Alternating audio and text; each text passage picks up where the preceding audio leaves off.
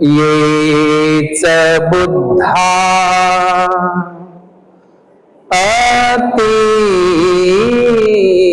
अतीताच येच बुद्धा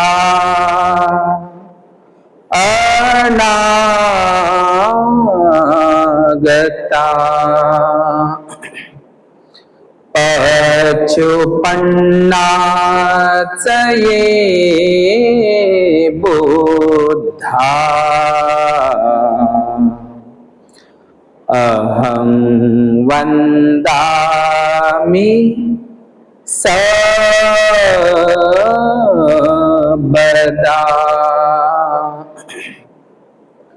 ये च धम्मा अतीताच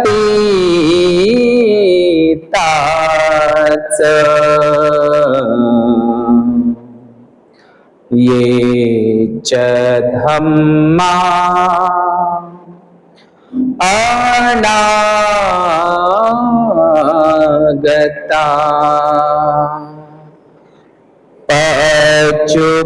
पचुपन्नाच ये धम्मा अहं वन्दामि सर्वदा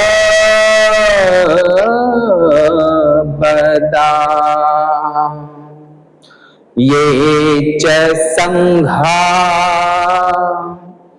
अतीताच ये च संघा अनागता पचुपन्नाच ये संघा अहं वन्दामि सर्वदा।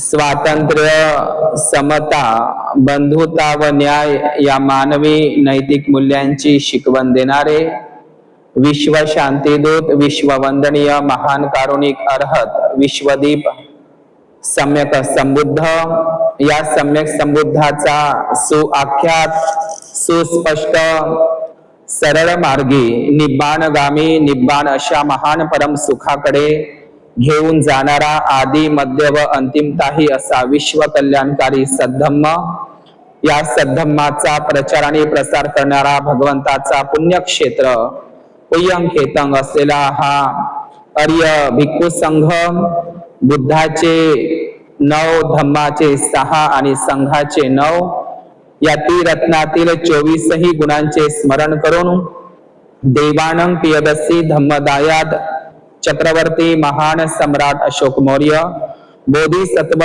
विश्वरत्न, द सिम्बॉल ऑफ नॉलेज, जग बदलणारा बाप माणूस डॉक्टर बाबासाहेब आंबेडकर, उपस्थित सर्व श्रद्धाशील संपन्न बौद्ध उपासक तसेच उपासिका यांच्या प्रती मंगलाची कामना करतो। त्याचप्रमाणे नोबेल ट्रूथ या युट्यूब चॅनलचे सर्व दर्शक, उपासक, उपासिका यांच्याही प्रती मंगलाची कामना करतो। धम्म सवन कालो अयं भदन्ता, धम्म सवन कालो अयं भदन्ता, धम्म सवन कालो अयं भदन्ता, कालेन धम्म सवन एतं मंगलं उत्तमं, कालेन धम्म सवनं एतं मंगलं उत्तमं म्हणजे योग्य काळी, योग्य समयी धम्म सवन करणं, श्रवण करणं हे उत्तम मंगल आहे। या उत्तम मंगलाच्या दिशेनं आज सावन पौर्णिमा, या सावन पौर्णिमेचं एक विशेष महत्व, बौद्धांचे खरे सण 12 महिन्याच्या 12 पौर्णिमाच आहे। त्या पलीकडे आपले कुठलेही ब्राह्मणवादी, हिंदू मनवादी सण उत्सव नाही। या 12ही महिन्याच्या 12ही पौर्णिमेला आपल्या घरचे कुठलेही कार्य असू नये, आणि या 12ही महिन्याच्या 12ही पौर्णिमेला आपल्या कुटुंबासहित आपण बुद्ध विहारामध्ये गेलं पाहिजे. अष्टशील उपोषित व्रत 8 शीलाचं पालन आपण केलं पाहिजे. या 12ही महिन्याच्या 12ही पौर्णिमा ह्या बुद्धाच्या जीवनाशी संबंधित निगडीत असल्यामुळे या पौर्णिमेला एक इतिहास आहे, एक सांस्कृतिक, एक पुरातात्विक, एक ऐतिहासिक असा एक इतिहास या पौर्णिमेला असतो. आणि म्हणून आज श्रावण पौर्णिमा, जिला आपण जे धम्म सवन म्हटलेला आहो मी, किंवा कालेन धम्म साकच्छा, धम्म साकच्छा म्हणजे धम्म चर्चा आणि धम्म सवन म्हणजे धम्म श्रवण करणं. श्रवण हा शब्द संस्कृत आहे, सवन हा शब्द पाली धम्मलिपीतला शब्द आहे. आणि म्हणून आखाडी पौर्णिमेपासून तर आश्विन कोजागिरी पौर्णिमेपर्यंत हे जे 3 ते 4 महिने जे उपसंपादित भिक्खू किंवा भिक्खुणी एका ठिकाणी राहून वर्षावास करत असतात, एका ठिकाणी थांबत असतात. आणि ही एक संधी आहे, हा एक योग्य काळ आहे, हा एक योग्य समय आहे की या वर्षावासाच्या या सत्रामध्ये भिक्खू आणि भिक्खुणी एका ठिकाणी थांबत असल्यामुळे अधिकाधिक उपासक उपासिकांना, गृहस्थ गृहस्थींना अधिकाधिक धम्म सवन करण्याची एक संधी उपलब्ध होत असते. आणि म्हणून ज्यांना आवड आहे त्यांना सवड आहे. म्हणून धम्म अधिकाधिक सवन करण्याचा, धम्म अधिकाधिक ग्रहण करण्याचा, धम्म अधिकाधिक धारण करण्याचा, धम्म अधिकाधिक आचरण करण्याचा हा महिना, हा श्रावण महिना म्हणजेच धम्म सवन करण्याचा महिना, म्हणजेच ही सवन पौर्णिमा, ही श्रावण पौर्णिमा आहे. श्रावण हा शब्द मुळात पाली आहे आणि म्हणून या पौर्णिमेला श्रावण पौर्णिमा ही म्हणतात. याच पौर्णिमेला राखी पौर्णिमा सुद्धा म्हणतात आणि याच पौर्णिमेला नारळी पौर्णिमा सुद्धा म्हणून ओळखल्या जातं. आणि म्हणून या श्रावण पौर्णिमेला धम्म रक्षाबंधन, हे धम्म रक्षाबंधन हा दिवस म्हणजे श्रावण पौर्णिमा, ज्याला धम्म रक्षा सुत्तंग बंधन दिवस, धम्म रक्षा सुत्तंग बंधन दिवस म्हणून या श्रावण पौर्णिमेचं, या श्रवण पौर्णिमेचं हे महत्व आहे. आजच्या या विशेष धम्म देसना म्हणून या धम्म रक्षा बंधन किंवा धम्म रक्षा सुत्तंग बंधन दिवस या विशेष धम्म देसनेमध्ये आजच्या या विशेष पौर्णिमेच्या निमित्तानं, श्रावण पौर्णिमेच्या निमित्तानं आपण आदर्श बहीण भाऊ कोणते, या बौद्ध जगामध्ये, बौद्ध साहित्यामध्ये, बौद्ध इतिहासामध्ये आदर्श बहीण भाऊ कोणते हे सुद्धा आपण आजच्या प्रवचनामध्ये बघणार आहोत. तर हे श्रावण पौर्णिमा, ज्याला सावंत मासो म्हणतात किंवा श्रावण मास म्हणतात, आजही आमच्या ओबीसी म्हणजे ओरिजिनल बुद्धिस्ट कॅडर, जे ओबीसी लोक सुद्धा प्राचीन काळातील नागवंशी बुद्धिस्ट होते, आजही आमच्या ज्या भगिनी आहे, या हिंदू भगिनी, त्या सुद्धा श्रावण सोमवार पकडत असतात. आणि हा श्रावण सोमवार म्हणजे एक प्रकारचा गोपाल उपोषित आहे. आर्य अष्टशील उपोषित विसरून प्रतिक्रांतीच्या नंतर हे गोपाल उपोषित ओबीसी बंधू वगैरे ते धारण करत असतात. आणि हे उपोषिताच एक परिवर्तित रूप आहे, याच्यामध्ये उपवासामध्ये परिवर्तन झालेलं आहे. म्हणून बौद्ध धम्मामध्ये मी नेहमीच सांगतो की बौद्ध धम्मामध्ये उपवास नाही, उपोषित आहे, आठशील आहे. उपवास नावाचा शब्द बौद्ध धम्म संघामध्ये अजिबात नाही. म्हणून हा धम्म श्रवण करण्याचा हा महिना म्हणजे श्रावण पौर्णिमा, याला श्रावण भादो म्हणतात हिंदीमध्ये, किंवा आया श्रावण झुमके हे शब्द आपण ऐकले असेल. श्रावण हा शब्दच मुळातच पाली धम्मलिपीतला शब्द आहे. आणि म्हणून आजही आपल्या नाग विदर्भामध्ये, नागपूर जिल्ह्यामध्ये सावनेर नावाचा तालुका आहे. ह्या श्रावण शब्दावरूनच श्रावण सावनेर हा शब्द तयार झालेला आहे. आणि म्हणून या श्रावण पौर्णिमेचं सुद्धा एक विशेष महत्व आहे. तर या श्रावण पौर्णिमेला जे धम्म रक्षा सुत्तंग बंधन दिवस म्हणून सुद्धा साजरं करण्यात येतं, याला रक्षाबंधन किंवा रक्षाबंधन म्हणून सुद्धा काही धर्मामध्ये त्याची परंपरा आहे. आणि म्हणून आजच्या दिवसाला जे आदर्श बहीण भाऊ कोणते हे मी या ठिकाणी कथन करणार आहोत. आणि म्हणून आदर्श बहीण भावाचं एक इतिहास मी या ठिकाणी सांगत असताना आजच्या या दिवसाच्या निमित्तानं सर्व माझ्या बौद्ध उपासक उपासिकांना भगिनींना अशी विनंती आहे की आपण आपल्या मुलींना परी नाही, ती काल्पनिक परी नाही तर झलकारी बनवा. या रक्षाबंधनाच्या निमित्तानं सांगू इच्छितो की आपल्या मुलींना ती परी काल्पनिक परी बनवू नका, तर आपल्या मुलीला झलकारी बनवा, जी कोलीय वंशाची झलकारी होती.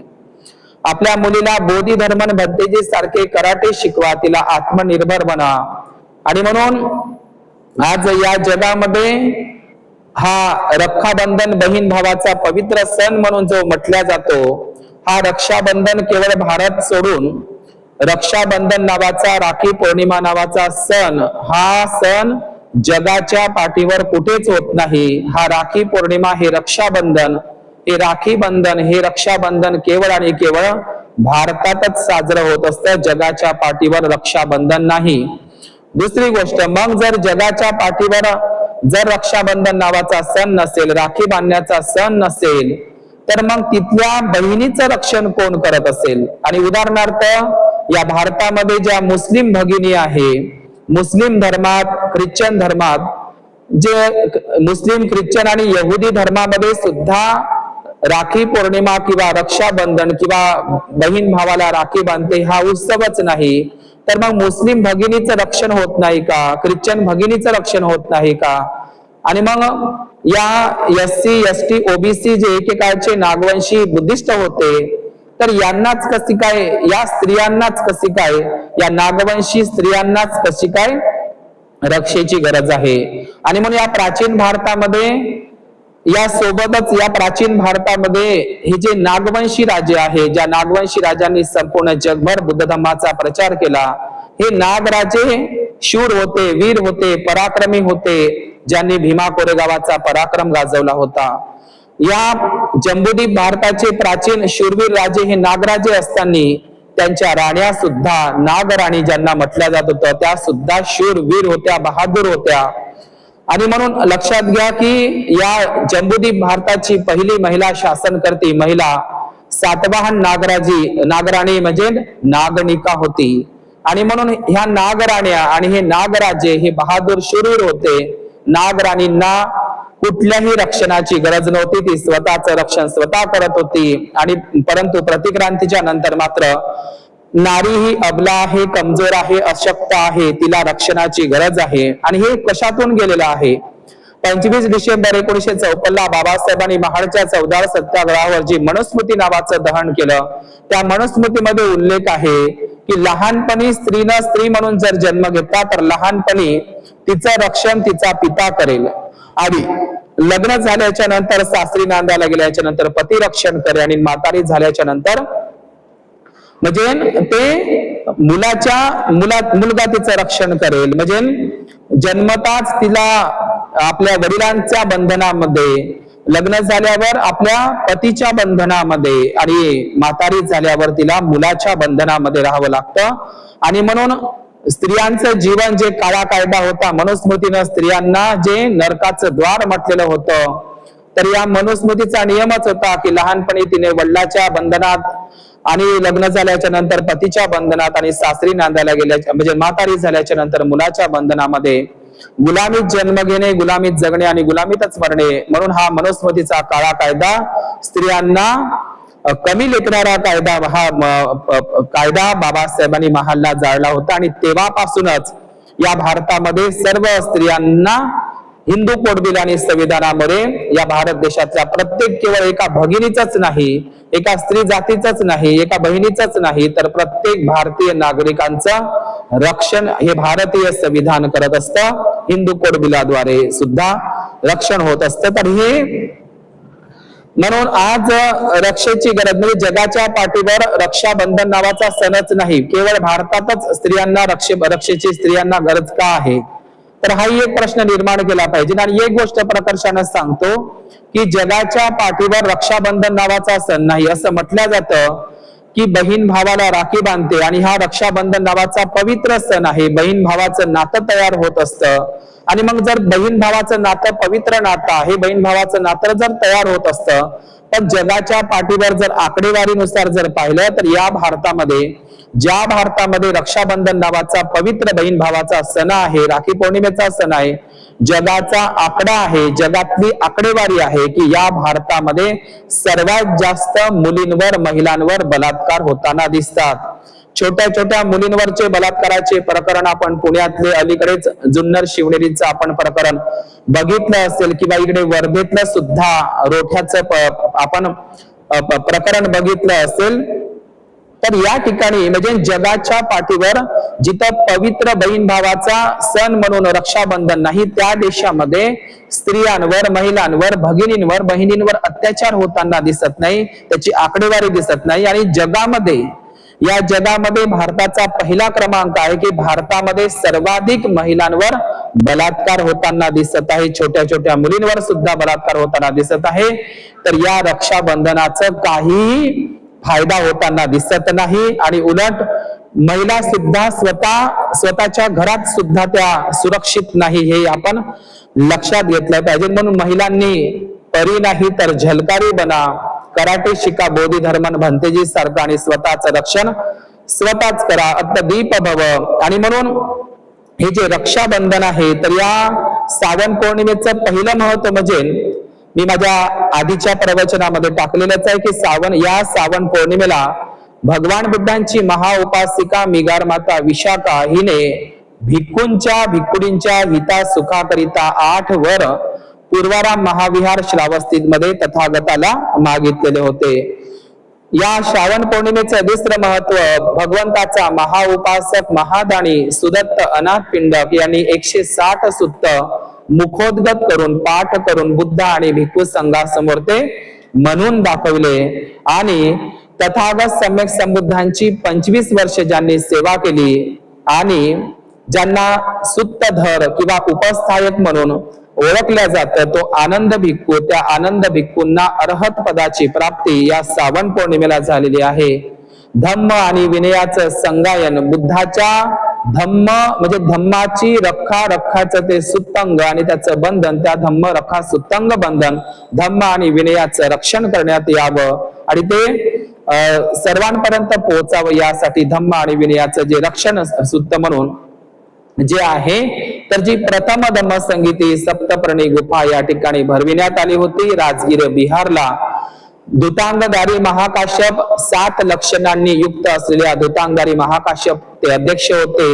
विनयधर उपाली, सुत्तधर आनंद आणि आश्रयदाता होता बिंबिसार पुत्र बौद्ध राजा अजातशत्रू. आणि 7 महिने ती धम्म संगीती चालली होती, विश्व बौद्ध धम्म संगीती, आणि 500 अर्हत भिक्खूंनी त्याच्यामध्ये सहभाग घेतला होता. आणि धम्म आणि विनयाची रक्षा झाली, ते रख सुत्तंग बंधन दिवस. कारण महापरिनिर्वाणानंतर ज्या भगवान बुद्ध गेल्याच्या नंतर जो सुभद्र नावाचा भिक्खू, जो नवीन चिवर घेतलेला होता, नवीन होता, म्हणून त्याने टीका केली होती, तो सुभद्र भिक्खू अभद्र बोलला होता की बरं झालं तथागत गेले, हे करू नका, ते करू नका, आता जसं मनात येईल तसं वागता येईल. तर म्हणून हे शब्द धुतांगधारी महाकाश्यपदेच्या कानावर पडले आणि त्यांनी लगेचच या संगायनाचं म्हणजे विश्व बौद्ध धम्म संगीतीचं पहिलं आयोजन केलेलं होतं आणि धम्म आणि विनयाची रक्षा झाली, ते सुत्तंग बंधंग दिवस करण्यात आली होती. आणि ही प्रथम धम्म संगीती या श्रावण पौर्णिमेलाच झालेली होती. आणि 5वं महत्व होतं की अहिंसक अंगुलीमाल, जो अर्हत अंगुलीमाल म्हणून प्रसिद्ध होतो, त्या अहिंसक अंगुलीमाल अर्थात अर्हत अंगुलीमाल भिक्खूंची म्हणजे अर्हत अंगुलीमालाची प्रवज्या धम्मदीक्षा सुद्धा आजच्याच दिवसाला तथागत बुद्धांकडून होत असते. आणि रक्षण सूत्राचे पठण सुद्धा आजच्याच या श्रावण पौर्णिमेला झालेला आहे. म्हणून धम्म सवन कालो, सवन म्हणजे श्रवण करणे, धम्म अधिकाधिक दुर्लभो धम्म सवनो, म्हणजे दुर्लभ आहे धम्म श्रवण करायला मिळणं. आणि म्हणून हा वर्षावासाची खूप सुंदर संधी उपलब्ध असते की भिक्खू आणि भिक्खुनी उपलब्ध असल्यामुळे अधिकाधिक धम्म श्रवण करायला मिळतो. म्हणून श्रवण पौर्णिमा किंवा श्रावण पौर्णिमा असं म्हटलं जातं. आणि म्हणून हे धम्म रक्षा बंधन सुद्धा म्हणून ओळखलं जातं, धम्म रक्षा सुत्तंग बंधन दिवस म्हणून हा दिवस ओळखला जातो. धम्माच्या रक्षणासाठी जे प्रथम धम्म संगीतीचं आयोजन म्हणजे या श्रावण पौर्णिमेला ते खूप महत्व आहे.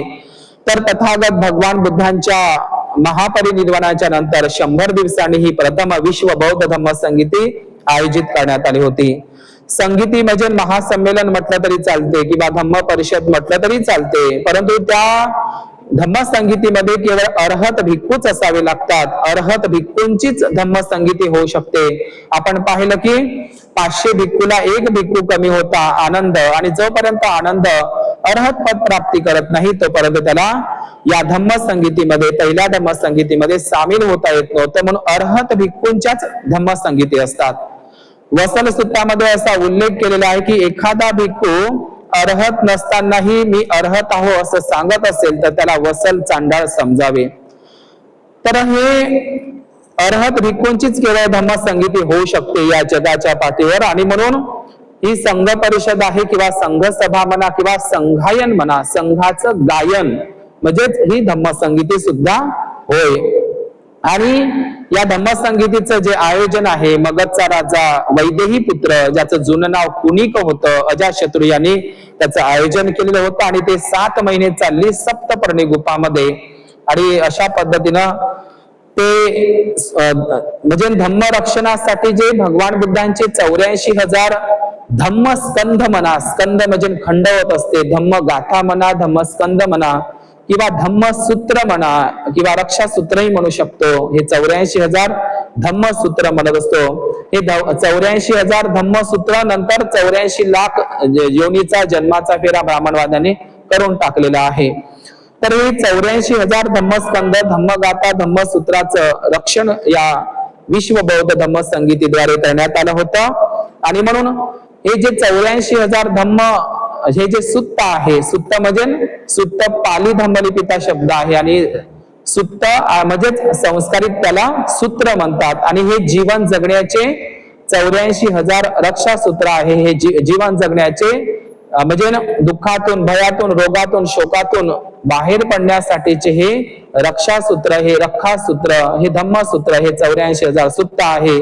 त्याचं रक्षण करण्यात आलं या धम्म संगीतीद्वारे. आणि म्हणून हे 84,000 सुत्ताचे संगायन त्या ठिकाणी झाले होते. आणि याच ही जी पौर्णिमा आहे की भगवान बुद्धांचे महाउपासक सुदत्त अनाथ पिंडक ज्यांनी म्हणजे 160 सुत्त बुद्धाला पाठ करून ते म्हणून दाखवले होते. आणि म्हणून या जगातील आज बहीण भाऊ, आदर्श बहीण भाऊ कोणते हेही सांगत असताना जगातील स्त्रियांचा पहिला पुढारी जर कोण असेल, भिक्खू पुरुषासोबत महिलांनाही पहिल्यांदा चिवर देऊन तिलाही काशाय वस्त्र धारण करून धम्माचा प्रचार प्रसार करण्याची आणि स्वतःही धम्म आचरण करण्याची, ग्रहण करण्याची संधी उपलब्ध करून देणारे तथागत बुद्ध होते.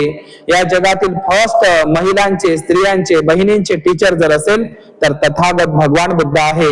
आणि स्त्रियांचा पहिला स्वातंत्र्याचा जाहीरनामा तो ग्रंथ म्हणजे थेरी गाथा आहे, आपण तो वाचू शकता. आणि म्हणून समतेचा अधिकार, स्त्रियांना धम्म प्रचार करण्याचा आणि भिक्खुनी बनण्याचा अधिकार तथागत भगवान बुद्धांनी जगामध्ये पहिल्यांदा दिलेला आहे.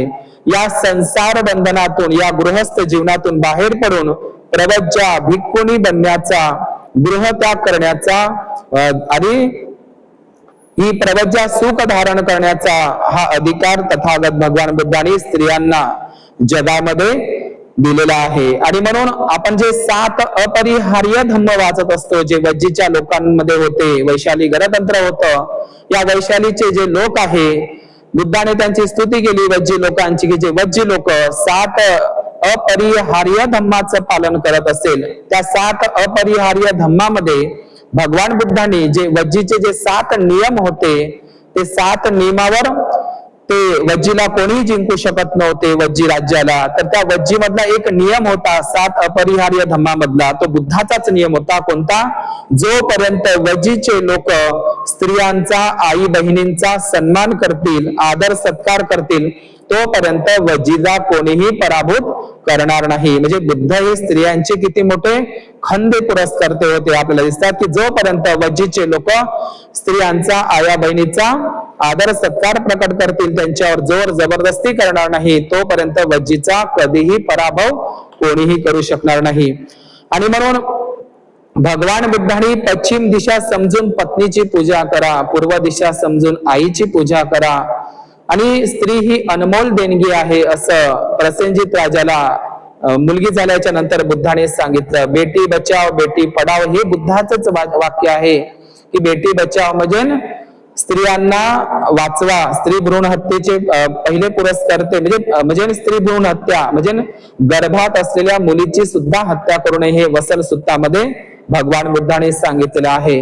आणि त्याचप्रमाणे भगवान बुद्धांनी 7 भार्यामध्ये जे सांगितलेलं आहे, 7 भार्यामध्ये 7 प्रकारच्या भार्या म्हणजे पत्नी, त्या 7 भार्यामध्ये भगिनी समान, मोठ्या बहिणी समान भार्या सुद्धा भगवान बुद्धांनी सांगितलेले आहे. आणि या जगामध्ये पहिल्यांदा म्हणजे डॉक्टर बाबासाहेब आंबेडकर देहू रोडच्या भाषणामध्ये असं म्हणतात की या जगामध्ये पहिल्यांदा बौद्ध भिक्षूंनीच विद्यापीठ निर्माण केले, बौद्ध भिक्षुणी विद्यापीठ निर्माण केले.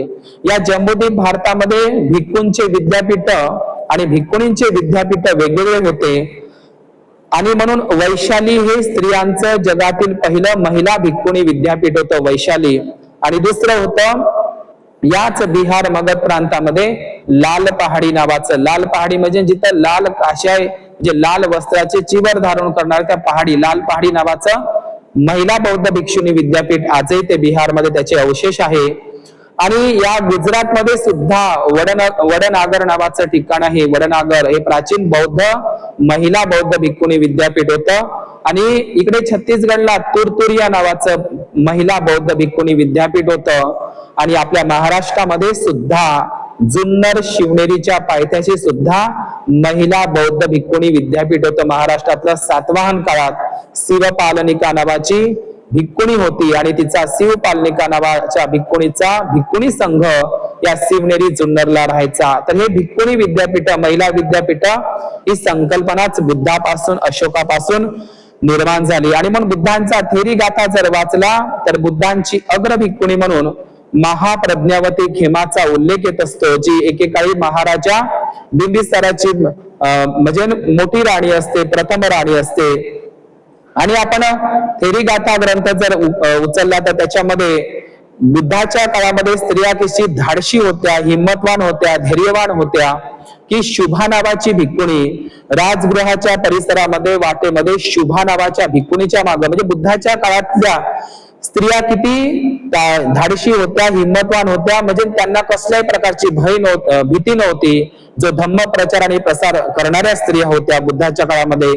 थेरी गाथामध्ये शुभा नावाची भिक्खुणी जिच्या मागे एक चोर लागतो, तर त्यावेळी शुभा नावाची भिक्खुणी त्या चोराला असं विचारते की तुला काय हवं, तर तो म्हणतो की मला तुझे डोळे खूप सुंदर आहे. तर शुभा नावाची भिक्खुणी त्या चोराच्या हातावर आपला डोळा काढते आणि जे जिवंतपणे डोळा काढून त्याला देते. तर तो घाबरून पळत असतो. तर अशा हिम्मतवान धम्म प्रचार करत असताना कुठलं संकट आलं तर शुभा नावाच्या भिक्खुणीचं ते आदर्श आपण पाहत असतो. किंवा जंबू नावाची भिक्खुणी जी कुंडलकेशा की जी जांभळाच्या झाडाची फांदी घेऊन सर्व लोकांसोबत डिबेट करत असते आणि सारीपुत्त भंतेजी तिला हरवत असतात. तर ती जैन धर्माची जंबू श्राविका असते आणि नंतर ती कुंडलकेशा, भद्रा कुंडलकेशा म्हणून बौद्ध थेरी गाथामध्ये ती अमर होत असते. आणि पटाचारा जी विनयधरा पटाचारा म्हणून बौद्ध साहित्यामध्ये तिचा इतिहास आहे. तर थेरी गाथा थेरी आणि महाथेरी माथारी हे शब्दच तिथून तयार झालेले आहे. तर थेरी गाथा हा महिलांचा प्रथम धम्म ग्रंथ आहे आणि महिलांचा स्वातंत्र्याचा जाहीरनामा एक प्रकारे म्हणजे थेरी गाथा ग्रंथ आहे, जो प्रत्येक महिलांनी वाचला पाहिजे. आणि म्हणून 84,000 धम्म सुत्ताचं रक्षण म्हणजे सुत्त त्याचं रक्षण म्हणजे ही श्रावण पौर्णिमा आहे. 16 प्रकारचे बंधन. तर हे बंधन काय आहे, तर हे मार बंधन, हे मार सेनेचं बंधन, हे भवबंधन, हे दुःख बंधनातून आपण बाहेर पडण्यासाठी जे मिलिंद प्रश्नामध्ये भगवान बुद्धाने 16 प्रकारचे बंधन मिलिंद प्रश्न ग्रंथामध्ये सांगितलेले आहे. तर हे 16 प्रकारचे बंधन म्हणजे जे आपण म्हणत असतो की केस, जे डोक्याचे केस काढत असतात भिक्खू किंवा भिक्खुणी, तर हे 16 प्रकारचे बंधनातून मुक्त होण्यासाठी जे सांगितलेलं आहे 16 प्रकारचे बंधन. तर जे मिलिंद प्रश्नामध्ये म्हणजे केस काढण्याचे दोष म्हणजे जे अधिकची कामं असतात ते बंधनाचा एक प्रकारचं हे भिक्खूंच्या संदर्भात आहे की 16 प्रकारचे बंधन. आणि त्याच प्रकारे भगवान बुद्धांनी सारी जगप्रसिद्ध अशा ग्रंथामध्ये 10 बंधन सांगितलेले आहे. मिलिंद प्रश्नाच्या 255 नंबरच्या पेजेसवर 10 प्रकारचे बंधन सांगितलेले आहे. नागसेन भिक्खूने मिलिंद राजाला सांगितलेलं आहे की या संसारामध्ये 10 प्रकारची बंधनं आहे. पहिलं बंधन म्हणजे माता बंधन, पिता बंधन, पत्नी बंधन, पुत्र बंधन, नातलग बंधन, मित्र बंधन, धनलोभाचं बंधन आणि लाभ सत्काराची इच्छा करणारं बंधन, ऐश्वर्य, सत्ता, धनसंपत्ती प्राप्त करण्याचं हे एक बंधन असे, आणि 5 प्रकारचे काम गुण बंधन, अशा प्रकारचे एकूण 10 बंधन भगवान बुद्धांनी सांगितले. आपण किती 10 संयोजन बंधन किंवा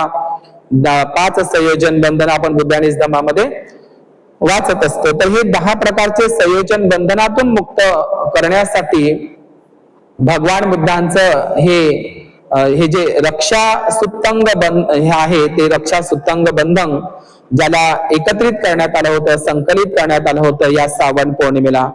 रक्षा हा शब्द मुळातच पाली आहे. आपण शीलं रक्षन्तु सर्वदा म्हणतो. शीलं रक्षन्तु सर्वदा म्हणजे शील सदा सर्वदा आपलं रक्षण करत असते. आणि म्हणून रक्षा हा शब्द पाली आहे आणि रक्षा हा शब्द हिंदी आहे. रक्षामध्ये राखही होत असते. जशी भगवान बुद्धांचे शारीरिक धातू ज्या अस्थि रॅलेक्स तयार झाल्या होत्या, त्या शारीरिक धातूला अस्थिला सुद्धा रक्षा असं म्हणतात किंवा रक्षा असं म्हणत असतात. जी रक्षा भगवान बुद्धांच्या महापरिनिर्वाण त्याच्यावर 8 महास्तूप बांधले होते आणि नंतर त्याचं भगवान बुद्धांच्या रक्षेवर म्हणजे त्या अस्थिवर 84,000 महास्तूप सम्राट अशोकांनी बांधलेले होते. त्याचं रक्षण करण्यात आलं होतं भगवान बुद्धांच्या शारीरिक धातूंच्या रक्षेचं. तर हे प्रिय म्हणजे या जगामध्ये भगवान बुद्धांनी सांगितलेलं आहे की म्हणजे या जगामध्ये भगवान बुद्धांनी सांगितलंय की आपले जन्म देणारे माता पिता आपलं म्हणजे जेवढं आपलं कल्याण करू शकत नाही, आपले रक्ताचे नातेवाईक मित्र संबंधी जेवढं आपले रक्षण करू शकत नाही तेवढं रक्षण हे आपलं सुमार्गावर असलेलं मन, सुमार्गावर लागलेलं चित्त मन हेच आपलं रक्षण करू शकते. आणि तसंही मृत्यूपासून कोणीही रक्षण करू शकत नाही. प्रिय पुत्र, प्रिय पुत्री, प्रिय पत्नी आणि कितीही जवळचा मित्र मैत्रिणी आणि रक्तसंबंधी असेल तरी आपण कोणीही प्रिय पुत्राचं रक्षण मरतेवेळी माता करू शकत नाही, पिता करू शकत नाही, हे आपण लक्षात घेतलं पाहिजे. म्हणून या बंधनातून, या भव बंधनातून, मार बंधनातून आपण बाहेर पडलं पाहिजे. आजच्या या रक्षा सुत्तंग बंधन दिवसानिमित्त श्रावण पौर्णिमेच्या निमित्तानं महिलांना सांगतो की मनुस्मृतीच्या नियमाप्रमाणे जे काळे धागे दोरे होते, मी हमेशा सांगत असतो काळा धागा दोरा हे मनुस्मृतीचं गुलामीचं प्रतीक म्हणून आपल्याला दिलं होतं. गळ्याला गाडगा आणि कमरेचा झाडू हे मनुस्मृतीचे बंधन होते. परंतु आपण काळं मंगळसूत्रच्या ठिकाणी आपण सोन्याचं घालावं. आणि दुसरी गोष्ट हे काळे धागे दोरे हे मनुस्मृतीचं बंधन आपण सोडलं पाहिजे. काही नजर लागत नाही, बुद्धाला नजर लागली नाही. बुद्धासारखा सुंदर कोणी नव्हता जगामध्ये. जंगलामध्ये लुंबिनी वनात जन्म झाला तरी त्याला त्याची नजर लागलेली नाही. म्हणून आजही आमच्या स्त्रिया ते मनुस्मृतीचं बंधन पाळतात. दोन्ही हातात, दोन्ही पायात आणि गळ्यामध्ये काळे धागे दोरे. लहान मुलांच्या मुलींच्या जन्मताच ते बांधतात. तर हे गुलामीचं प्रतीक. आपण या गुलामीच्या बंधनातून बाहेर पडलं पाहिजे. भगवान बुद्धाचा धम्म आज आपण जगाच्या पाठीवर काळे धागे दोरे बांधू नका, हे काळे धागे दोरे सोडले पाहिजे. ते मनुस्मृतीचं गुलामीचं प्रतीक आहे. आणि म्हणून पिता रक्षण करेल, भाऊ रक्षण करेल, पती रक्षण करेल, पुत्र रक्षण करेल, याच्यापेक्षाही आपलं रक्षण बाबासाहेबांचं अत्यंत महत्वाचं. ज्या हिंदू कोड बिल लागू झालं नाही म्हणून बाबासाहेबांनी कायदे मंत्री पदाच्या त्या पदाला लाथ मारली होती. आणि म्हणून खऱ्या अर्थानं बाबासाहेबांनीच या भारतातील प्रत्येक स्त्रियांचं रक्षण केलेलं आहे हिंदू कोड बिल आणि संविधानाच्या द्वारे. आणि म्हणून हे जे हिंदू कोड बिल आणि संविधानामुळे महिला ज्या घराबाहेर पडू लागल्या, पुरुषांच्या खांद्यालाच खांदा काय तर खांद्याला धक्का मारून पुढे त्या जाऊ लागल्या. आज प्रत्येक क्षेत्रामध्ये, राजकीय क्षेत्रामध्ये जी स्त्री सती जात होती जिवंत पतीच्या चितेवरती, आज राष्ट्रपती बनत आहे, ती हिरोईन बनत आहे, ती मिस वर्ल्ड बनत आहे, ती विश्व सुंदरी बनत आहे, ती हवाई सुंदरी बनत आहे. प्रत्येक क्षेत्रामध्ये स्त्री अग्रगण्य आहे. तर हे हिंदू कोड बिल आणि भारतीय संविधान आमची सावित्रीमाई आणि ज्योतिबा फुले यांची ती कमाल आहे. म्हणून आपण हे आपलं रक्षण स्वतःच करा. बोधी धर्मन भंतेजी सारखे कुंकू कराटे मार्शल आर्ट शिका, स्वतःचं रक्षण स्वतः करा. मुलींना मी पुनश्च सांगतो, तर परी बनू नका, तर झलकारी सारखे वीर बना. मला आजच्या या अनुषंगाने सांगायचंय. म्हणून स्त्रियांनाच रक्षणाची का आवश्यकता आहे, स्त्रियांनाच रक्षणाची का आवश्यकता आहे, आणि त्यातही भारतातीलच स्त्रियांना रक्षणाची का आवश्यकता आहे, तर भारतातील या ब्राह्मणवादी मनोवादी मनुस्मृती नावाच्या काळ्या ग्रंथाने स्त्रियांना कमजोर लेखलेला आहे. आणि त्याचीच परिणती म्हणून भाऊ बहिणीचं रक्षण करण्याचा हा रक्षाबंधन. आपलं कुठेही रक्षाबंधन नाही बौद्धांनो. बौद्धांचे खरे सण 12 महिन्याच्या 12 पौर्णिमाच करा. आणि आदर्श बहीण भाऊ जर कोणते बनायचे असेल तर संघमित्र आणि महामहेंद्र, हर्षवर्धन आणि राजश्री भिकुणी सारखे आदर्श बहीण भाऊ बना. आज जर एखाद्या बहिणीने आपल्या भावाला जर वाटणीचा हिस्सा मागितला, काही वारसा मागितला पित्याच्या इस्टेटीतला, तर आज बहीण भावाचं नातं तितकंसं फारसं काही प्रेमळ राहिलेलं नाही. आणि म्हणून ज्याप्रमाणे मुलांचा हिस्सा असतो वडिलांच्या संपत्तीमध्ये, त्याचप्रमाणे महिलांचा बहिणींचा सुद्धा हिस्सा असतो वडिलांच्या संपत्तीमध्ये. हे हिंदू कोड बिलाद्वारे बाबासाहेबांनी सर्वांना अधिकार मिळवून दिला. ज्या मनुस्मृतीने स्त्रियांना नरकाचं द्वार असं म्हटलेलं होतं आणि तिला हीन लेखलं गेलं होतं, त्या स्त्रियांना बाबासाहेबांनी बंधनमुक्त केलं होतं. आज आपण कल्पना जर केली तर 30 वर्षाची बहीण आहे आणि 10 वर्षाचा भाऊ आहे, तर तो 10 वर्षाचा किंवा 9 वर्षाचा भाऊ कसं काय आपल्या 30 वर्षाच्या बहिणीचं रक्षण करेल? तर ही गोष्ट आपण विचारात घेतली पाहिजे. जगाच्या पाठीवर कुठेच रक्षाबंधन, राखी पौर्णिमा सण नाही. मग जर भारतामध्ये रक्षाबंधन नावाचा सण आहे, तर भारतामध्येच सर्वात जास्त बलात्कार, महिलांवर अत्याचार का होतात? आणि म्हणून शील, जे सीलच आपलं सदा सर्वदा रक्षण करते, हे भारतीय संविधान आणि हिंदू कोड बिल आपलं रक्षण करते. जर या संविधानाची चांगल्या पद्धतीनं म्हणजे प्रामाणिकपणे जर अंमलबजावणी झाली, तर हे संविधान, हिंदू कोड बिलच हे आपलं रक्षण करत असते. म्हणून जातीचा विनाश या ग्रंथामध्ये बाबासाहेबांनी ब्राह्मण पेशव्यांच्या काळामध्ये, म्हणजे काळे धागे दोरे जे तुम्ही बांधता दोन्ही हात, दोन्ही पाय आणि गळ्याला, तर बाबासाहेबांनी जातीच्या विनाश या ग्रंथामध्ये सांगितलेलं आहे की ब्राह्मण पेशव्यांच्या काळामध्ये गुलामींचे प्रतीक म्हणून हे काळे धागे दोरे बांधदोरा आणि होय बोरा आणि हे उदी आणि हो सुदी असा भगवंताचा धम्म नाही. भगवान बुद्धाचा धम्म हा आचरणशील धम्म आहे.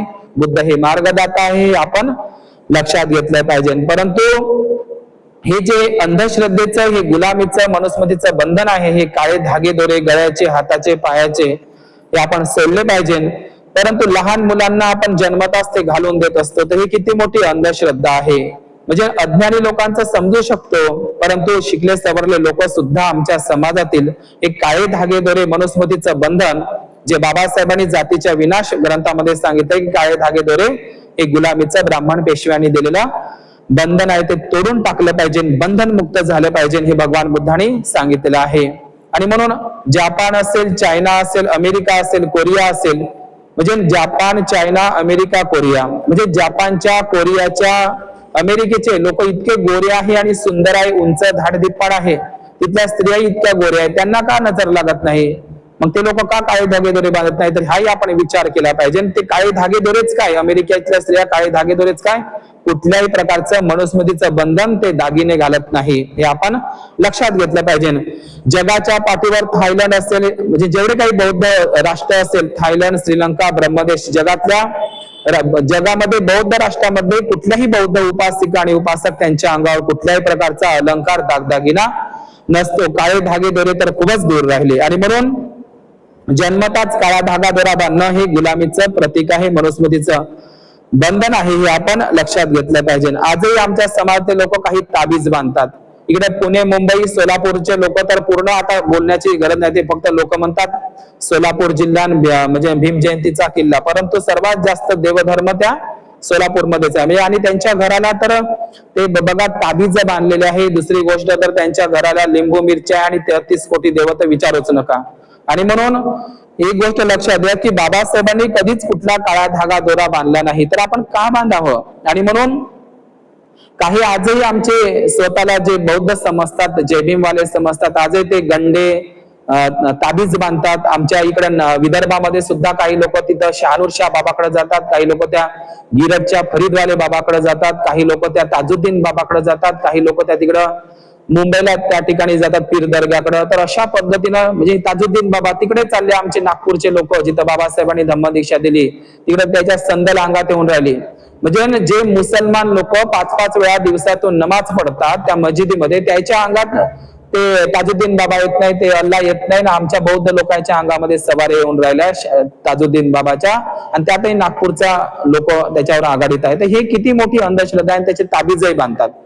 आणि अशा पद्धतीनं आजही आमचे लोक, म्हणजे आमचे लोक तर आज इथपर्यंत आहे की घराच्या दरवाजावर लिंबू मिरच्या, आणि एवढंच नाही, गाडीमध्ये नवीन गाडी घेतली त्या गाडीमध्ये सुद्धा लिंबू मिरच्या आहे, दुकानामध्ये सुद्धा लिंबू मिरच्या, गाडीमध्ये लिंबू मिरच्या, आणि म्हणजे घराच्या दरवाजाले, घराला सुद्धा लिंबू मिरच्या, दरवाजाले म्हणजे लिंबू मिरच्या, गाडीमध्ये लिंबू मिरच्या, गाडीला नजर लागू नये म्हणून, दुकानामध्ये लिंबू मिरच्या. मी म्हणतो गाडीला लिंबू मिरच्या, घराला लिंबू मिरच्या आणि त्या दुकानाला लिंबू मिरच्या लावण्यापेक्षा तुम्ही तुमच्या गळ्याला आणि कपाळालाच लिंबू मिरच्या लावल्या तर नाही परवडन का? तर इतकं म्हणजे अंधश्रद्धा बौद्ध धर्मामध्ये आहे.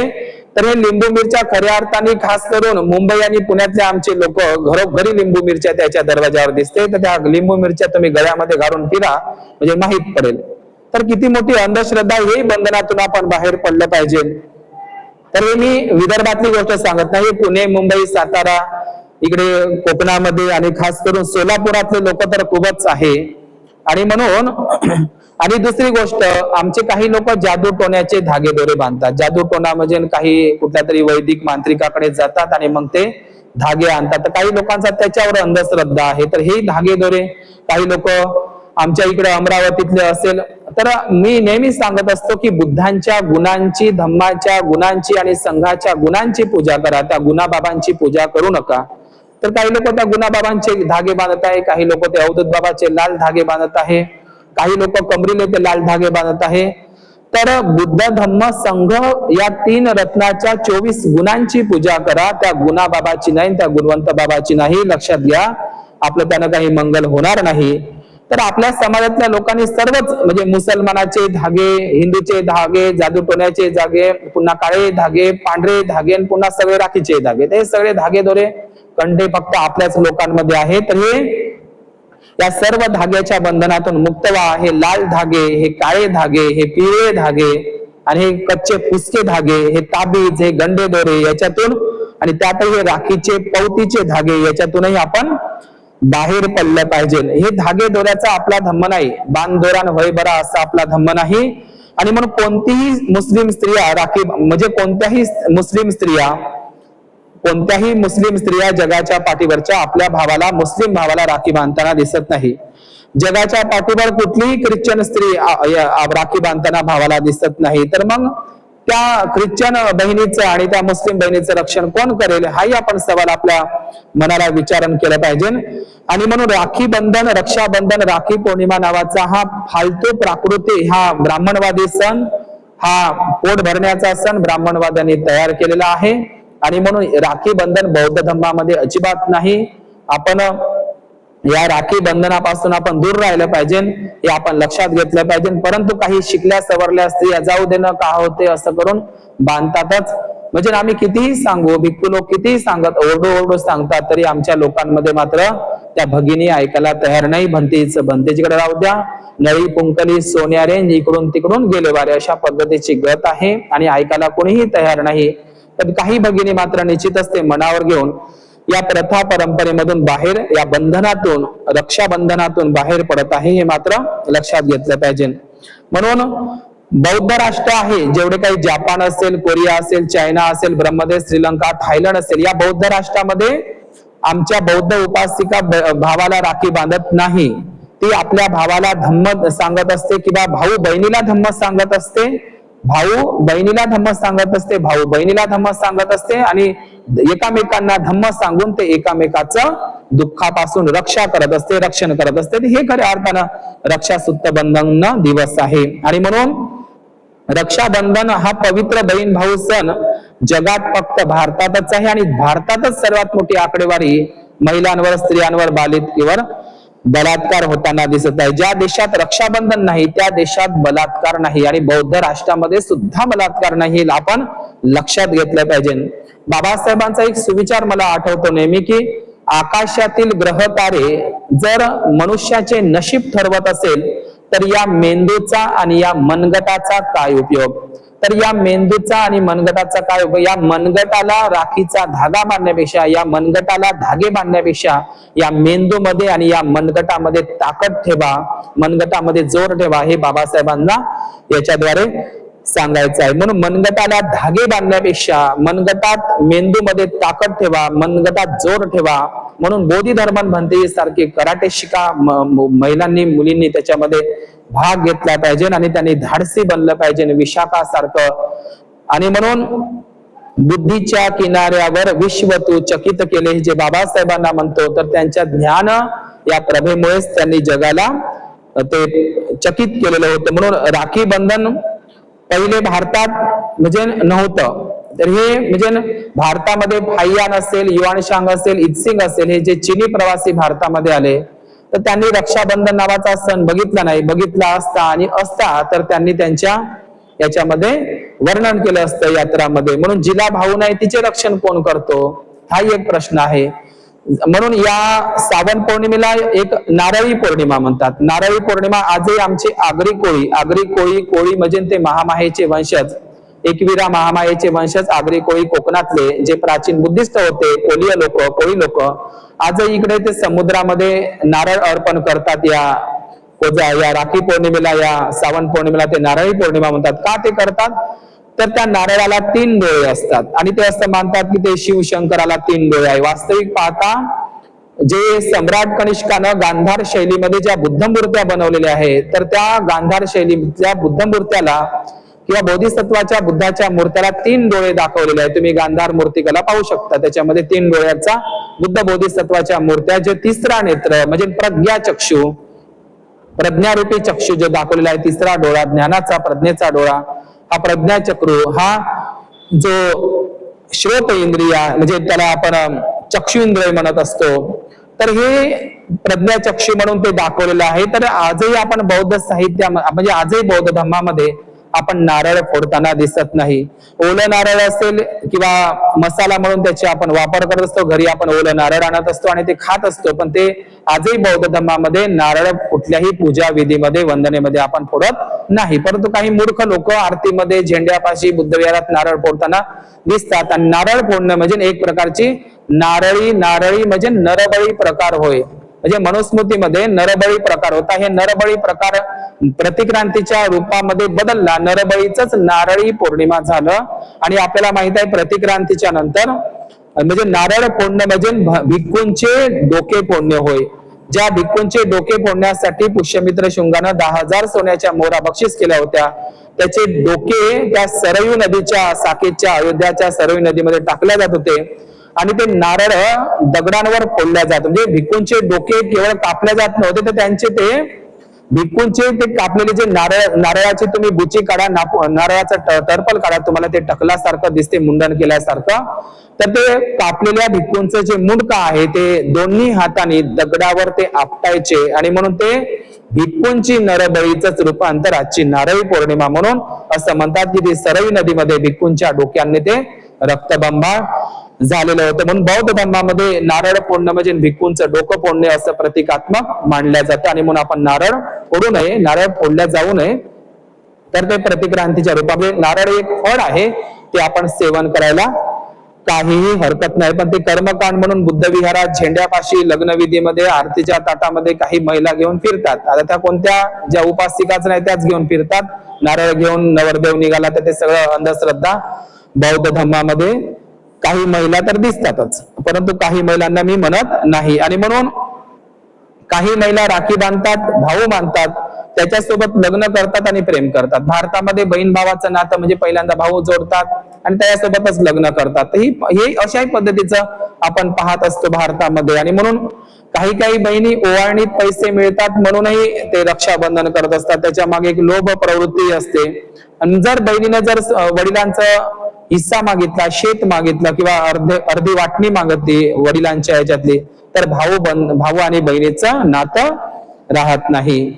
आणि म्हणून एक कवितेची ओळ आहे, पाठीचा ग भाऊ राया, पाठीचा ग भाऊ राया, भाऊ गराया, भाऊजाईच्या नादी लागून गेला की हो वाया.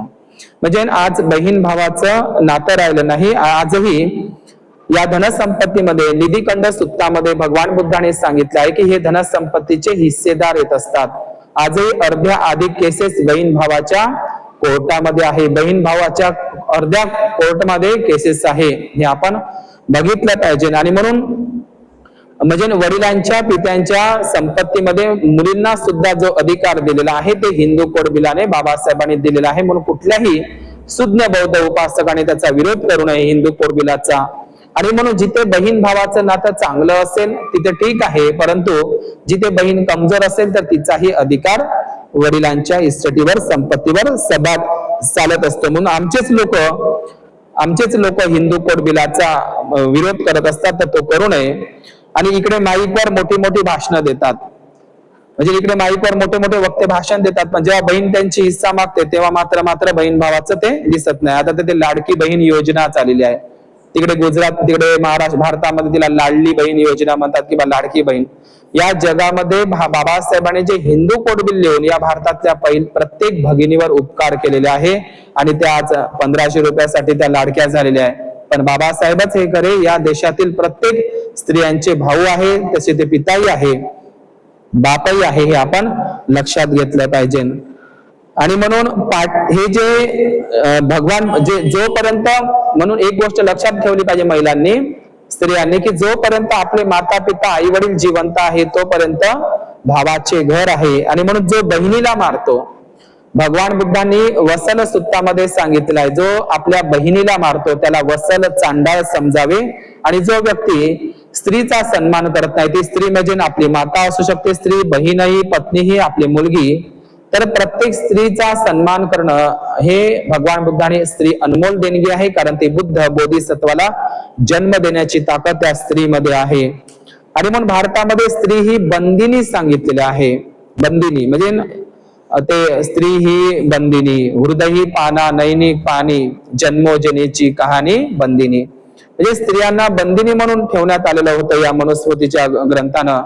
जे गीतकार आहे साहिर लुधियानवी यांनी सुंदर असं गीत दिले आहे, औरत को जन्म दिया मर्दों ने उसे बाजार दिया, जब जी चाहा कुचला, जब जी चाहा मार डाला. तर हे स्त्रियांचं जीवन म्हणजे ते म्हणजे काहीतरी एक भोग वस्तू दाखवलेला आहे या भारतामध्ये. मनुस्मृतीनं तसं स्त्रियांना गौण, अशक्त, कमजोर, निर्बल म्हटलेला आहे, अबला म्हटलेला आहे. अजिबात स्त्रिया कमजोर नाही, अबला नाही. तिने मेरी कॉमचा आणि झलकारीचा आदर्श डोळ्यासमोर ठेवला पाहिजे. आणि म्हणून मी जे तुम्हाला सांगत होतं की या रखा सुत्तंग बंधन दिवस, या श्रावण पौर्णिमेच्या निमित्तानं आदर्श बहीण भाऊ कोणते असेल जगामध्ये, या बौद्ध इतिहासामध्ये, या बौद्ध साहित्यामध्ये जगात आदर्श बहीण भाऊ कोणाला म्हणावं, तर सम्राट अशोकाचा मुलगा महामहेंद्र भिक्खू आणि त्यांची एकेकाळची राजनिंदिनी राजकुमारी भिक्खुणी संघमित्राजी पुढे जाऊन भिक्खुणी बनत असते. म्हणून या जगामध्ये सम्राट अशोकाचे जे मुलगा आणि मुलगी आहे संघमित्र आणि महामहेंद्र, हे या जगातील पहिले आदर्श बहीण भाऊ आहे. म्हणजे आपल्याला असं वाटतं की संघमित्रा ही फक्त टक्कल मुंडन केलेली, हातात भिक्षापात्र घेतलेली भिक्खुणी संघमित्रा, तिनं चिवर धारण केलेली, अजिबात नाही. सम्राट अशोकाने महामहेंद्राला जसं शिकवलं होतं, संघमित्राला सुद्धा समतेचे पुरस्कर्ते होते सम्राट अशोकांनी संघमित्राला सुद्धा घोडा पळवता येत होतं, तलवार चालवता येत होतं, युद्ध करता येत होतं. एवढी धाडसी पराक्रमी वीर होती संघमित्रा. आपण फक्त चिवरातली संघमित्रा पाहिली असेल, परंतु राजकुमारी धाडसी संघमित्रा सुद्धा होती. ही संघमित्रा आणि हे महेंद्र, हे दोघ बहीण भाऊ जेव्हा श्रीलंकेला जातात, सोन्याची लंका करतात, म्हणजे बुद्ध धम्ममय लंका करतात. आणि आजही संघमित्रा आणि हे महेंद्र हे या भारतातील पहिली महिला असेल, या जम्बूद्वीप भारतातील पहिली भारतीय नारी स्त्री असेल, संघमित्रा जी 7 समुद्रापलीकडे जाऊन बुद्ध धम्माचा प्रचार करते. आणि आमची उपासिका साधी घरासमोर जर विहार असेल तर वंदनेला येत नाही, पौर्णिमेला येत नाही, धम्मग्रंथ ऐकायला येत नाही. आणि इथे संघमित्रा अशी पहिली भारतीय नारी आहे जी समुद्रात पार करून श्रीलंकेला धम्म प्रचारासाठी जात असते. आणि म्हणून संघमित्रा आणि महामहेंद्र हे जर सम्राट अशोकाने श्रीलंकेला पाठवले नसते तर श्रीलंका देश आज बौद्ध राष्ट्र नसता. म्हणून या जगामध्ये आदर्श बहीण भाऊ जर कोणते असेल तर संघमित्रा आणि महामहेंद्र, जे दोघही भिक्खू बनले. संघमित्रा आणि महामहेंद्र हे जम्बूद्वीप भारताचे राजे बनले असते, संघमित्रा ही महाराणी बनली असती, परंतु सम्राट अशोकाने ते संघाला दान केलेले होते. आणि म्हणून आदर्श, या आदर्श बहीण भावाचा, संघमित्रा आणि महामहेंद्राचा आदर्श जगाने घेतला. आजही संघमित्रा आणि महामहेंद्राला श्रीलंका देशामध्ये आणि सर्व बौद्ध राष्ट्रामध्ये पूजनीय मानलं जातं. आजही म्हणजे श्रीलंकेमध्ये तर महेंद्राला अनुबुद्ध मानलं जातं, म्हणजे दुसरा बुद्धच मानला जातं श्रीलंकेमध्ये. आणि संघमित्रेचं सुद्धा किती महत्व आहे. म्हणून आदर्श बहीण भाऊ जर कोणते असेल या जगामध्ये बौद्ध इतिहासात तर ते संघमित्रा आणि महामहेंद्र. आणि म्हणून लक्षात घ्या. आणि म्हणून आपण बुद्धाच्या काळामध्ये जर पाहिलं तर काय बुद्धाला बहीण होती का, तर बुद्धाला सुद्धा एक बहीण होती. म्हणजे महाप्रजापती गौतमी आणि राजा शुद्धोधन यांना एक मुलगा जन्माला आला होता, पुत्र, त्याचं नाव होतं नंद. आणि एक दुसरी मुलगी जन्माला आली होती, म्हणजे महाप्रजापती गौतमी आणि राजा शुद्धोधनाच्या पोटी तिचं नाव होतं रूपनंदा किंवा रूपानंदा. ती रूपवान होती म्हणून तिला रूपनंदा म्हणतात. तर सिद्धार्थ गौतमाला सुद्धा एक बहीण होती, तिचं नाव होतं रूपनंदा. आणि ही रूपनंदा सुद्धा सिद्धार्थ गौतम जसे भिक्खू बनतात, बुद्ध बनतात, तर तथागत बुद्धांची जी बहीण असते रूपानंदा, ही रूपानंदा सुद्धा तथागत बुद्धाची बहीण, ही सुद्धा भिक्खुणी बनत असते. थेरीगाथामध्ये ती अमर आहे. म्हणजे बुद्धाला सुद्धा सावत्र बहीण म्हणा का मावस बहीण म्हणा, परंतु बहीण होती. आणि म्हणून रूपानंदा ही सुद्धा भिक्खुणी रूपानंदा म्हणून ओळखली जात असते. आणि म्हणून ही भिक्खुणी हे जे, आणि आपण बौद्ध साहित्यामध्ये जर पाहिलं तर बहीण भाऊ असावे तर सारीपुत्तासारखे. भगवान बुद्धांचा संघ सेनापती, ते ज्याला उपतिस्स सारीपुत्त म्हणतात, हे सारीपुत्ताला सुद्धा 3 बहिणी होत्या. म्हणजे सारीपुत्त, रेवत, चुंद आणि सारीपुत्त हे 3 भाऊ, चाला, पचाला आणि सिसुपचाला ह्या 3 बहिणी. सारीपुत्ताच्या 3ही बहिणी आणि सारीपुत्ताला पकडून त्याचे 3ही भाऊ, हे 6 जण भिक्खू असतात. सारीपुत्ताने आपल्या 3ही बहिणीला भिक्खुणी बनवलं होतं. आणि सारीपुत्ताने आपल्या 2ही भावाला, म्हणजे 3 भाऊ आणि 3ही बहिणी. जर आदर्श बहीण भाऊ जर कोणते असेल तर सारीपुत्त आणि सारीपुत्ताच्या बहिणी आणि सारीपुत्ताचे भाऊ हे आदर्श बहीण भाऊ आहे. आणि म्हणून उच्चंग जातक कथा आहे. उच्चंग जातक कथा, या उच्चंग जातक कथामध्ये, हे उच्चंग जातक कथा म्हणजे जे सत्यवान सावित्रीची जी काल्पनिक कथा ब्राह्मणानं रचलेली आहे, सत्यवान सावित्रीची कथा जी यमराजापासून आपल्या पतीचे प्राण वाचवते, ही कहाणी जातक कथेतल्या उच्चंग जातक कथेमधून चोरलेली आहे. आता या उच्चंग जातक कथेमध्ये काय असते की एकदा काय असतं की एका नगरामध्ये, राजाच्या नगरामध्ये चोरी होत असते. आणि चोरी होत असताना राजाचे सैनिक त्या चोराच्या मागे धावत असतात. काही चोर येत असतात, 2 ते 3 असे चोर येत असतात आणि त्या चोराच्या मागे चोरी होत असते राज्यामध्ये. आणि त्याच्या मागे काही राजसैनिक राजाचे धावत असतात. आणि तेवढ्यात धावत असताना वाटेमध्ये एक शेत लागतं आणि त्या शेतामध्ये एक पती, एक पुत्र आणि एक भाऊ, म्हणजे पती, पुत्र आणि एक भाऊ, हे 3घही काम करत असतात. तर त्या राजसैनिकांना असं वाटतं की हे काहीतरी लबाडी करत आहे, हेच ते चोर आहे, आता शेतामध्ये काम करताना दिसत आहे. तर त्यांना दरबारामध्ये पकडून आणलं जातं, राजासमोर ठेवलं जातं. तर त्यावेळी त्याची पत्नी येत असते की माझ्या पतीला सोडा, माझ्या पुत्राला सोडा आणि माझ्या भावाला सोडा. म्हणजे त्या स्त्रीचा त्याच्यामध्ये एक भाऊ असतो, एकुलता एक पुत्र असतो आणि पती असतो. एकुलता एक भाऊ, एकुलता एक पुत्र आणि तिचा पती असतो. तर त्यावेळी राजा म्हणतो मी तुझ्या म्हणजे या 3घापैकी कोणाला तरी सोडतो, त्याच्यापैकी मी तुझ्या पतीला सोडतो. तर त्यावेळी खूप सुंदर जातक कथा आहे ती उच्चंग जातक कथा. तर त्याच्यामध्ये ती स्त्री इतकी धाडसी असते, चातुर्य असते तिच्यामध्ये. तर ती राजाला काय म्हणते माझ्या पतीला सोडण्यापेक्षा म्हणजे मी आज एक स्त्री आहे तर मला दुसरा पती मिळू शकतो, मला दुसरा पती मिळू शकतो, मला दुसरा पती मिळाल्याच्या नंतर मला दुसरा पुत्र सुद्धा जन्माला येऊ शकतो दुसरं लग्न करून, परंतु मात्र भाऊ मात्र पुन्हा मला मिळू शकत नाही. म्हणून माझ्या पतीलाही सोडू नका, माझ्या पुत्रालाही सोडू नका, तर माझ्या भावाला तुम्ही सोडा, कारण भाऊ कधीही दुसरा मिळू शकत नाही. तर ही कहाणी आहे. तर या राजा तिचं गुणगान करतो, तिचं कौतुक करतो आणि ती तिच्या भावालाच नाही तर तिच्या पतीला आणि पुत्रालाही सोडतो आणि तिचा गौरव करतो.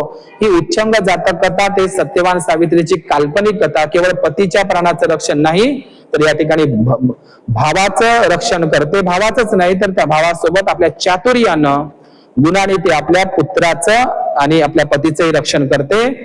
तर अशा पद्धतीनं बहिणी असाव्यात. तर ह्या सारीपुत्तासारख्या आणि सारीपुत्त त्याच्यासारख्या आणि सिद्धार्थ गौतम बुद्ध आणि रूपनंदासारख्या आणि संघमित्रा महामहेंद्रासारख्या, आणि म्हणून बहिणी असाव्या तर महामाया आणि महाप्रजापती गौतमी सारख्या. महामाया माय मरो पण मावशी जगो असं म्हणतात. तर ज्या महामायेनं जन्म दिल्याच्या नंतर महाप्रजापती गौतमीने सांभाळलं. या जगामध्ये दोन बहिणी अमर आहे, आदर्श बहिणी आहे, ती म्हणजे महामाया आणि महाप्रजापती गौतमी. समान त्यांना आपण मान देत असतो. आणि म्हणून महामहेंद्र संघमित्रा हे जगातील या बौद्ध इतिहासातील आदर्श बहीण भाऊ आहे. या संघमित्रा महामहेंद्राचा आदर्श आपण भारतातील प्रत्येक बौद्ध उपासक उपासिकांनी घेतला पाहिजे. आणि म्हणून या भारतातील या बौद्ध इतिहासातील आणखी दुसरे दोन आदर्श बहीण भाऊ आहे, हे खूप कमी लोकांना माहित आहे. आपण ऐकलं असेल की दानशील सूर्यराजा होता बौद्ध सम्राट हर्षवर्धन. हा बौद्ध सम्राट हर्षवर्धन याला अर्हत भिक्खू दिवाकर मित्र नावाच्या भिक्खूने धम्मदीक्षा दिली होती उपासकाची. तर बौद्ध सम्राट जो हर्षवर्धन बौद्ध राजा होता आणि त्याला हर्षवर्धन बौद्ध राजाला राजवर्धन नावाचा एक दुसरा भाऊ होता. त्याच्या वडिलांचं नाव होतं प्रभाकर वर्धन आणि त्याची म्हणजे बौद्ध राजा सम्राट हर्षवर्धन याला एक बहीण होती, तिचं नाव होतं राजसी किंवा राजश्री. हे बौद्ध सम्राट हर्षवर्धनाच्या बहिणीचं नाव होतं राजश्री नावाची किंवा राजसी नावाची बहीण होती सम्राट हर्षवर्धन बौद्ध राजाला. तर ही राजश्री सुद्धा संघमित्रासारखी भिक्खुणी झालेली होती. आणि म्हणून इथे बौद्ध सम्राट हर्षवर्धन हा सुद्धा बुद्ध धम्माचा अनुयायी होता, उपासक होता. आणि या बौद्ध सम्राट हर्षवर्धनाची बहीण राजश्री ही सुद्धा भिक्खुणी होती, जिने अर्हत भिक्खू दिवाकर मित्र नावाच्या भिक्खू करून प्रवचन घेतले होते. आणि म्हणून आदर्श बहीण भाऊ जर आणखी कोण असेल तर ते म्हणजे बौद्ध राजा हर्षवर्धन आणि भिक्खुणी राजश्री याचाही आदर्श उपासक उपासिकांनी घेतला पाहिजे. आणि म्हणून अनेक उपासक उपासिकांची नावं आपल्याला बौद्ध साहित्यामध्ये दिसत असतात. आणि म्हणून अत्त दीप भव स्वयं दीप हो, अत्तही अत्तनो नातो कोई नातो परोसिया. आपलं रक्षण आपण स्वतःच करा. हे कच्चे धागे, हे राखीचे धागे, हे काळे धागे, हे लाल धागे, हे धागे दोरीच्या मागे लागू नका. आणि म्हणून आजच्या या सावन पौर्णिमेच्या निमित्तानं आणि हे जे राखी पौर्णिमा तुम्ही म्हणता त्या निमित्तानं सुद्धा मीरा आत्या, हे मीरा आत्याचं किती मोठं योगदान आहे. रामजी सकपाळ आंबेडकर यांची बहीण आणि म्हणजे बहीण भाऊ जर आदर्श बहीण भाऊ जर कोणते असेल तर ते मीरा आत्या आणि रामजी सकपाळ हे बहीण भाऊ. ज्या भिवाचा बालपणी सांभाळ करणारी मीरा आत्या होती, रामजी आणि मीरा आत्या हे दोघं बहीण भाऊ ज्यांनी भिवाचा सांभाळ केला, पालन पोषण केलं, अनुशासन शिस्त आणि चांगले संस्कार दिले. आणि म्हणून या रामजी सकपाळांना आणखी दोन बहिणी होत्या, तुळसा आणि मंजुळा. काही तर वारल्या होत्या तुळसा आणि मंजुळा. तर ही तुळसा मंजुळा म्हणजे डॉक्टर बाबासाहेब आंबेडकरांची कटिंग करून द्यायला कोणी तयार नव्हते. त्यावेळी तुळसा आणि मंजुळा लहान भिवाच्या म्हणजे बहीण भाऊ जर कोणते असावे तर रामजी सकपाळ आंबेडकरांच्या ज्या बहिणी होत्या तुळसा मंजुळा, म्हणजे रामजी आंबेडकर आणि तुळसा मंजुळा हे जे बहीण भाऊ आहे, हे आदर्श बहीण भाऊ की जी तुळसा मंजुळा लहानच्या भिवाची कटिंग करून देत होती. ज्या म्हणजे गाई म्हशीचे केस भादरत होते नावी, पण भिवाचे लहानपणी केस भादरत नव्हते, तर त्याची कटिंग करून देणाऱ्या तुळसा मंजुळा होत्या. आणि लहानच्या भिवाची पुस्तकाची भूक, अभ्यासाची भूक भागवण्यासाठी रामजी सकपाळ आंबेडकर आपल्या बहिणीकडे जायचे आणि त्या बहिणी रामजी आंबेडकर सकपाळ यांच्या बहिणी भिवाच्या पुस्तकाची अभ्यासाची भूक भागवण्यासाठी आपल्या गळ्यातला सोन्याचा दागिना विकून कर्ज काढून त्यांना भावाला देत होती भिवाच्या शिक्षणासाठी. तर आदर्श बहीण भाऊ जर कोणते असेल तर ही तुळसा मंजुळे आणि रामजी सकपाळ आंबेडकर हे आपण लक्षात घेतलं पाहिजे. आणि म्हणून पुस्तकाचा सर्व खर्च तुळसा मंजुळा करायचे आणि आपण ते लक्षात घेतलं पाहिजे. आपण माता रमाईकडे वळूया. तर माता रमाईला सुद्धा एक भाऊ होता. तिचे लहानपणी आई वडील मरण पावल्याच्या नंतर भिकू धोत्रे आणि रुक्मिणी मरण पावल्याच्या नंतर शंकर नावाचा भाऊ आणि गौरी नावाची बहीण तिच्या सोबत लहानची असल्यामुळे ते राहायला आले होते. आणि त्यावेळी रमाई सुद्धा गौऱ्या थापायची आणि रमाईचा जो भाऊ होता शंकर हा सुद्धा तिला मदत करायचा. तर भाऊ असावे तर रमाई आणि शंकरासारखे, ज्या रमाईला शंकर नावाच्या भावानं मदत केली होती गरिबीच्या परिस्थितीमध्ये आणि लहान भावाला रमाईनं सांभाळलेलं सुद्धा होतं. डॉक्टर बाबासाहेब आंबेडकरांनी एका ठिकाणी असं म्हटलं होतं, जर मला मुलगी झाली तर मी नक्कीच मात्र ती मातंगाला देईल. आणि परंतु बाबासाहेबांना एक मुलगी झाली होती, तिचं नाव इंदू ठेवलं होतं. इंदू म्हणजे चंद्र होत असते. तर इंदू नावाची ती मुलगी 1.5 वर्षामध्येच मरण पावली होती. आणि म्हणून सगुणा आत्या असेल, ज्या सगुण्या आत्याने ज्योतिबांचा सांभाळ केला होता. आणि आपण पाहिलं असेल की छत्रपती शिवाजी महाराज आणि संभाजी महाराज हे जे आदर्श नागरिक होते. तर शिवाजी महाराजांच्या काळामध्ये आपण एक उदाहरण ऐकत असतो की कल्याणच्या सुभेदाराची लेक एक नजराणा म्हणून शिवाजीकडे पेश करण्यात आली होती.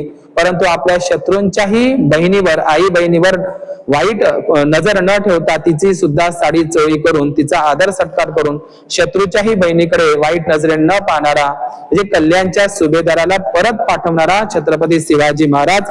आपण पाहिलं असेल की स्त्रियांचा सन्मान करा, स्त्री रक्षणाचं काम शिवाजी महाराजांनी केलेलं होतं. हाच आदर्श डॉक्टर बाबासाहेब आंबेडकरांनी जेव्हा वकील होते बाबासाहेब, तर अलीगडची केस बाबासाहेबांनी जिंकली होती. तर त्यावेळी बाबासाहेबांना सुद्धा एक स्त्री नजराणा म्हणून रात्रीला पाठवण्यात आली होती, परंतु बाबासाहेबांनी तिला माघारी पाठवले होते. आणि म्हणून हिंदू कोड बिल आणि भारतीय संविधानाचा या स्त्रियांच्या न्याय हक्काचे रक्षण डॉक्टर बाबासाहेब आंबेडकरांनी केलेले होते. आणि जे हिंदू कोड बिलाला विरोध करणाऱ्या महिलाच होत्या त्यावेळी काळामधल्या, कारण त्यांच्यावर मनुवादीचा पगडा होता. हिंदू कोड बिलाला विरोध करणाऱ्या स्त्रियाच होत्या. पण आज त्या हिंदू कोड बिलामुळे स्त्रिया सर्व न्याय हक्क अधिकार प्राप्त करून बसलेले आहे. आणि म्हणून प्रत्येक भारतीय स्त्रियांनी बाबासाहेबांना पूजनीय मानलं पाहिजे. आणि म्हणून या आजच्या या श्रावण पौर्णिमेच्या निमित्तानं हिंदू महिलांनी खास करून बाबासाहेबांचा एक ग्रंथ वाचला पाहिजे, हिंदू स्त्रियांची उन्नती आणि अवनती. आणि त्यासोबतच डॉक्टर बाबासाहेब आंबेडकरांचं हिंदू कोड बिल वाचलं पाहिजे, किंवा ताराबाई शिंदेचा स्त्री पुरुष तुलना हा जुना ग्रंथ ज्योतिबा फुलेने त्याचा गौरव केला तो वाचला पाहिजे. आणि मदर इंडिया नावाचं मिस मेयो कॅथरीन यांचं एक आपण पुस्तक वाचलं पाहिजे. आणि ज्योतिबा फुले, सावित्रीबाई आणि बाबासाहेबांना सुद्धा आपला आदर्श मानला पाहिजे. आणि म्हणून महिलांचा सन्मान प्राप्त झाला, गुलामगिरीच्या बंधनातून मुक्त करणं. आणि म्हणून आपण फक्त जय भीमवाली असं म्हणत असतो, परंतु मात्र खरी जय भीमवाली जे असतात ती कधीही राखी बांधणार नाही, ती बाबासाहेबांची खरी अनुयायी आहे. आणि म्हणून रक्षाबंधन ह्या अबला कमजोर स्त्रियाच्याच मानसिकतेचं मानसिक गुलामीचं प्रतीक आहे. आपलं रक्षण आपणच केलं पाहिजे. आणि म्हणून या ज्या ओरिजिनल जय भीमवाल्या राहतात, बाबासाहेबांच्या रक्ताच्या राहतात, त्या कधीही राखी बांधणार नाही, त्या मनगटाला राखी बांधणार नाही, बांधून देणार नाही, तर त्या मनगटामध्ये ताकद ठेवून जगाला झुकवण्याची ती त्यांच्यामध्ये कुवत असेल. आणि म्हणून हे अबला कमजोर समजणाऱ्या नारीच त्या राखी बांधत असतात. जिला असं वाटते की मी सक्षम आहो, ती बांधू शकत नाही. आणि म्हणून भीत नाही कोणाच्या बापाला, ही भीमाची पोरं आपण फक्त म्हणतच असतो. मग या रक्षाबंधनाची राखीची काय गरज आहे आपण लक्षात घेतलं पाहिजे. म्हणून बाबासाहेबांनी म्हटलं आहे, 100 दिवस शेळी म्हणून जगण्यापेक्षा 1 दिवस वाघासारखं सिंहासारखं जगा. तुम्ही भेड बकरीची संतान नसून सिंहाचे वाघाचे छावे पिले आहात. आणि म्हणून बाबासाहेबांनी हेही सांगितलेलं आहे की बली बकरे की दी जाती है, शेर की नाही. आणि म्हणून गळ्यातील मडकं बाबासाहेबांनी मनुस्मृती जाळून बौद्ध धर्माची दीक्षा देऊन आपल्या गळ्यातील जे बंधन होतं, मडकं होतं, आपल्या कमरेचा झाडू होता, जे बंधन होतं ते मुक्त केलं. आणि आता आपण कशाला त्या बंधनामध्ये पडलं पाहिजे हे आपण लक्षात घेतलं पाहिजे.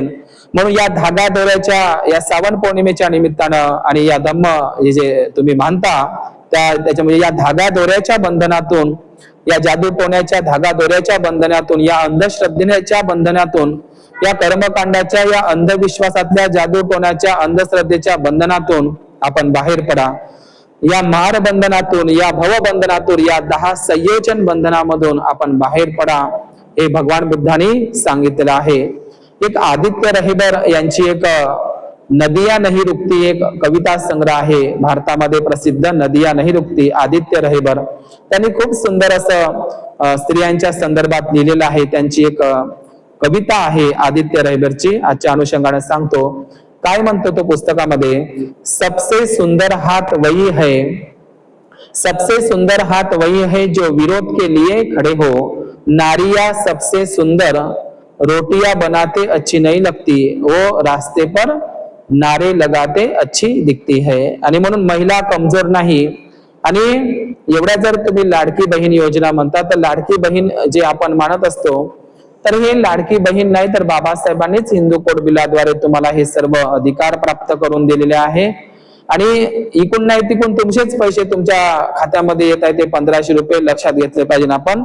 आणि म्हणून ओबीसी स्त्रियांसाठी बाबासाहेब ज्यांनी कायदेमंत्री पदाचा राजीनामा दिला, आणि म्हणून एक दिवस बहिणीवर, म्हणजे एक दिवस फक्त रक्षाबंधन म्हणजे काय, पवित्र सण म्हणतो, परंतु मात्र एक दिवस बहिणीवर आपण प्रेम केल्यानं चालणार नाही.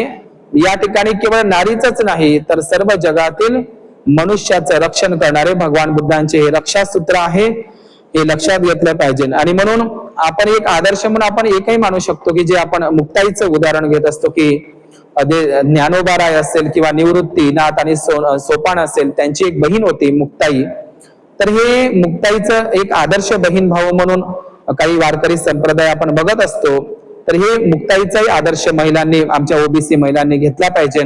जे तिघही भाऊ वाईट टाकल्याच्या नंतर ते कसे म्हणजे नंतर ते बंड पुकारतात ब्राह्मणशाही विरुद्धच, एक ब्राह्मण परिवार.